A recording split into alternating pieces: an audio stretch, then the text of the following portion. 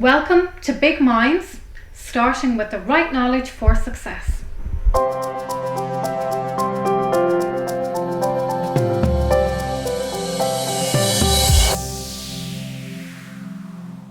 From their famous throws to their gourmet food, there is no mistaking when those vibrant colours and rich textures appear, you have arrived at Avoca.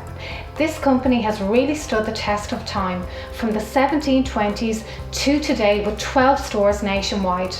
In this episode, we will be speaking to members of the Pratt family who have been running Avoca for the past 4 decades.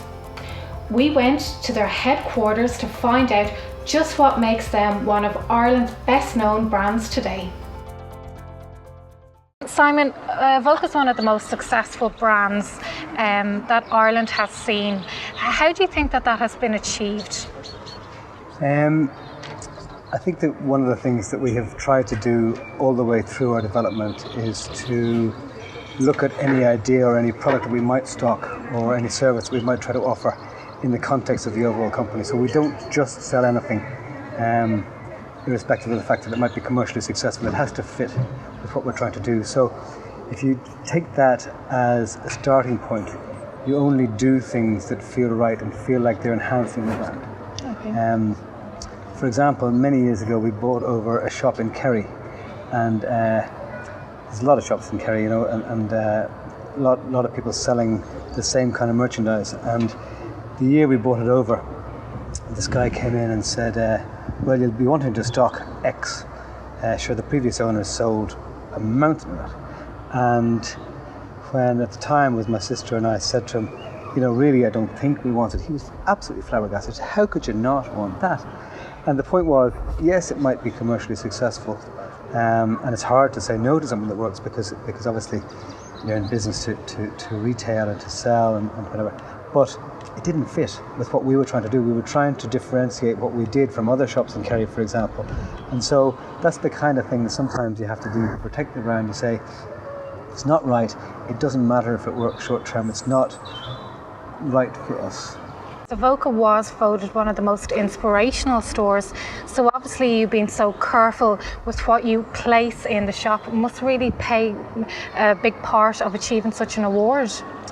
Yes, I think that we would try to put the stores together with a bit of theatre, and the reason for that is that when people come to a place like Avoca, it's not the same as going to a supermarket, whereby you really want to know where everything is in the same place it was last time, and you can find the sugar and you can go across to the meat counter, whatever. When you come to Avoca, it's more of a sort of a lifestyle choice. So you're coming maybe for a day out, for a cup of coffee, something to eat, a wander in the garden, and the way the stores are put together need to be uplifting. Mm-hmm. So we all work hard, or we've got lots of worries at home or kids to mind. When you come out into this environment, it needs to be fun.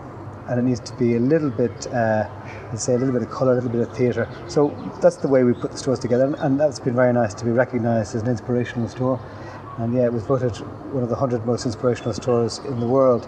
I mean, lots of surveys, lots of things, but it's very nice to occasionally get recognition for that, and we do that differently. So we might have the same products as some other people, but we put them together in a different way. I think hopefully a careful way. Brilliant. When it comes to, for any of the startups out there, and they're going to be developing a brand, and everybody knows at the beginning of a business your brand pays so much attention and you want it perfect. How do you keep such a high standard? Like, your brand has stood the test of time. I think it's a constant challenge, and I think worrying about it and being pretty anal about the details, really, to be honest with you, there isn't a shortcut. It's being passionate about it and not compromising. Okay. And so I don't think there is a shortcut. There isn't a magic thing that I would know of. It's a matter of being painstaking and being pretty pick with people that don't get it.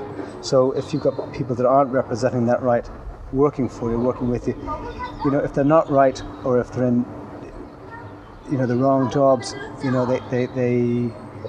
going to work. So getting the right people in the right seats on the bus, as we would say, is key to that. When you have so many stores and out there now when people are starting up, they're going to be planning their careers that they will develop more and more and bigger. How can an institution not take over and kill inspiration? So the bigger the store, the more it can become, okay, this is what we have to do to manage so many people. But yet your inspiration is still constantly being pushed throughout all of your stores. How do you achieve that? Yeah, it's a great question, because there's two parts. But yes, you get institutionalized, so you get a manual so that everything's the same everywhere, and that can be killing of inspiration. The other thing you do is you can let the accountants take over. So and what they will do, of course, is that their reaction is you need to spend less on that, you need to cut that, you need that. But it's finding that balance both between inspiration and commercial reality. That the entrepreneur or the person driving it has to say, now hang on, I know we could make a few more % doing X, but it compromises the overall experience. If you compromise the experience, you're going to kill the golden goose ultimately. So it's finding that balance. And the same I would say about institutionalized versus inspiration. No, you can't run 12 stores, 12 cafes without systems, because it's just clearly unmanageable. But can you do it in a way that keeps the inspiration alive? And I think one of the things you can do is to have the right people who understand that ethos, and give them some ownership of what they're doing. So if they understand, all our stores are not the same, and all our cafes are not the same, all our menus are not the same, but they need to reflect the handwriting. Okay. So you can have that if we use that word handwriting, you have the handwriting, but every little detail doesn't have to be the same. Great. And just last question, when you talk about ethos, how would you quickly sum up Avoca's ethos? I think we try to do things the right way. Okay. Sometimes the old-fashioned way, sometimes the longhand way, and I hope that comes through to the customer. That ultimately, it's not about selling something to somebody one day. It's about hopefully having them as customers for a long time, a lifetime customer. So if that means, you take back something they don't want or whatever, it's not about today. You couldn't run a business and try to be profitable on today's business, but that person might come back for 20 years once a month, and now you're talking about a business. Brilliant. Simon, thank you so much for talking to us today. You're welcome. Thank you. Donald, I just want to chat to you about what characteristics do you think that young business owners should have today? Going into the market. Okay. I think enthusiasm. Okay, tell me a bit about that. Energy. A willingness to follow their wishes. I mean, you have to love what you're doing. I couldn't get involved in killing cattle. I just would hate that. But I think you've just got to love what you're doing. And I think you've got to be totally freewheeling. That opportunities come where you never expect them.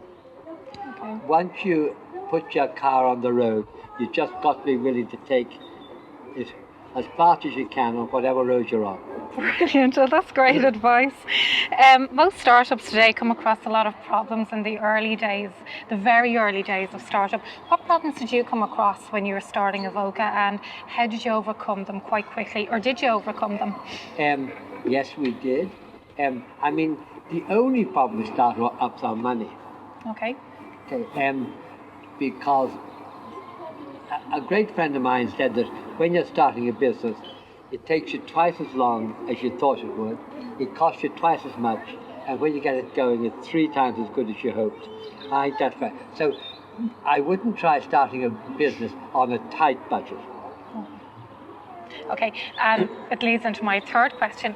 What advice would you give startups today? If they are starting on a tight budget, what do you think that they really should be looking out for them? Get some more money. Get some more money. Yes.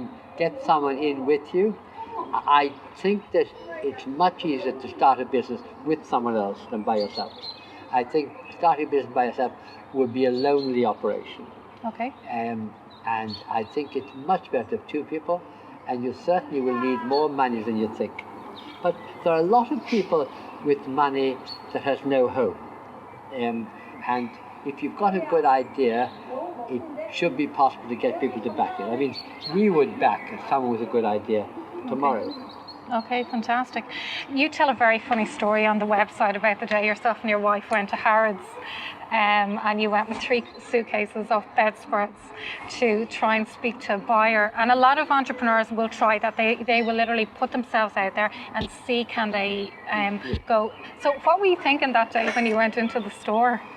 I thought that we had lovely bedspreads and the buyer would be there dying to give me an order. Brilliant. I wasn't right, but I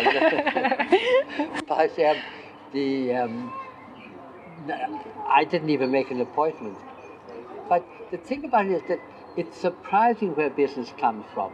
Okay. Once you're out and about with hooks in the water. Okay. You've got to put all the hooks you can in the water and you'll catch fish. Brilliant. That's great advice. Thank you. There's another thing. We have on our door here in the garden room a saying that I think is terribly true. And it is that whether you think you'll succeed or fail, you're probably right. Okay, So you very have good. to go there believing you're going to win. Brilliant. So just the self-belief in yourself to push you through. Yeah, yeah. Okay. Donald, thank you so much Okay. for talking Nice to to us meet today. you. Great. Thank you. Bye. Bye.